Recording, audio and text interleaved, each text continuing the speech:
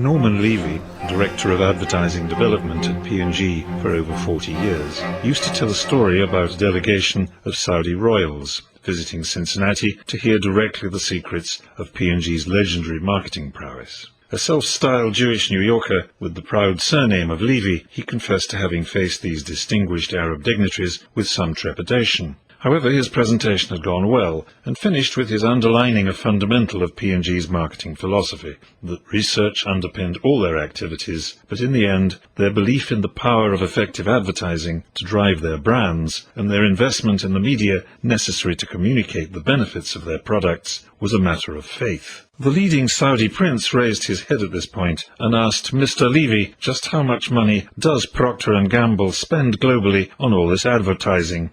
To which he answered, in 2017 money, about $7 billion. That, said His Majesty, opening his large and penetrating eyes very wide, that, Mr. Levy, is a lot of faith. This story was told by Norman, of course, to illustrate a point. Every argument ever made invites a counter-argument, and for every piece of research which supports a decision, there will be research which makes the decision questionable. P&G invests enormous sums on advertising their brands, and has done so consistently for over a century. For almost all that time, they've also invested large sums of money in research, to tease out what it is about advertising in general that works, and what there is in a given piece of advertising that works and what does not. But no research can give absolute comfort, and no research can provide absolute confidence that an advertising investment is worth it. It is ultimately a matter of belief, of faith, that to survive and to prosper, a brand must be perceived to be better or different to its competitors, that it must be preferred to its competitors by such a margin that the customers will become loyal and the brand's value will grow. But the magic will not work if the brand's owner does not tell customers that it is different or better, that it is what they want or need, and uniquely so vis-à-vis its competitors. That is done in what P&G calls advertising and what they identify specifically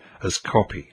You may call it belief, or confidence, or faith, but you must have it. Faith in what you offer, and faith in the power of what you say about it to persuade. If you do not have it, do not spend. Not $7 billion, not $7,000, not $7. It is not what you spend which is in question. It is whether you spend on advertising, communication, and when you spend, on what do you spend, the copy content. But once you decide to spend your $7, better you spend it well. And that's where we're going in our next class. What is spending even the smallest amount of money on advertising well? Join us.